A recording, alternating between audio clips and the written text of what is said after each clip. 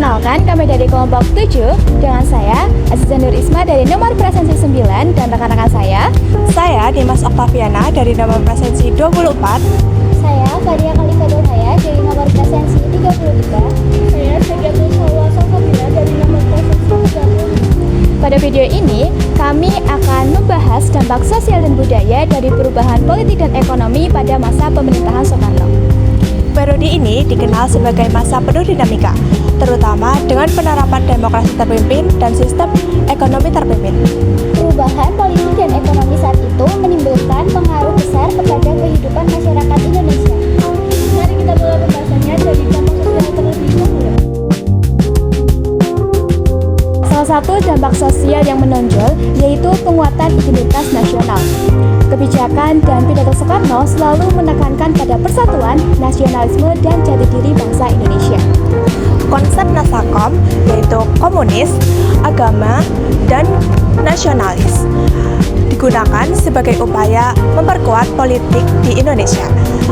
Selain itu, integrasi Iran ke wilayah Indonesia memperkuat rasa kebanggaan nasional. Namun, sistem ekonomi juga memunculkan sikap ketenangan sosial. Salah satunya adalah kebijakan pembatasan kegiatan pedagang asing, yaitu pedagang dari Tionghoa di luar-luar kota besar. Banyak pedagang asing yang terpaksa pindah dari pedesaan ke kota. Hal ini menimbulkan kerusuhan dan penolakan di beberapa daerah karena berubahnya tatanan ekonomi lokal yang sebelumnya bergantung pada pedagang tersebut. Kondisi ekonomi pada masa itu juga tidak stabil. Inflasi yang tinggi dan devaluasi uang menyebabkan harga kebutuhan meningkat tajam.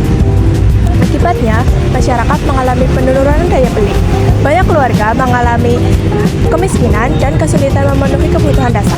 Di sisi lain, semangat revolusi semakin kuat. Masyarakat, terutama pemuda, terdorong untuk melakukan perubahan dan melawan imperialisme. Semangat ini memperkuat rasa percaya diri bangsa bahwa Indonesia mampu berdiri sendiri dan menghadapi tekanan dari luar negeri. Dalam bidang budaya, ideologi Pancasila dan Undang-Undang Dasar 1945 menjadi landasan utama dari berbagai kebijakan Soekarno. Gagasan masyarakat sosialis dan berdikari sangat ditekankan. Hal ini mempengaruhi pola pikir masyarakat, mendorong mereka untuk lebih menekankan persatuan, gotong royong, dan kemandirian. Kebijakan pembatasan pedagang asing juga berdampak pada tatanan sosial masyarakat pedesaan. Dengan perpindahan pedagang asing ke kota, struktur perdagangan di desa mengalami perubahan besar. Interaksi sosial pun bergeser. Banyak masyarakat yang harus menyesuaikan diri dengan pola ekonomi baru setelah kehilangan pedagang-pedagang yang sebelumnya menjadi bagian dari kehidupan mereka. Nilai gotong royong dan kekeluargaan semakin dipererat pada masa ini. Dalam konsep ekonomi terpimpin, masyarakat didorong untuk bekerja bersama secara kolektif. Gotong royong menjadi bagian dari budaya yang terus bertahan hingga kini dan menjadi identitas dalam kehidupan sosial.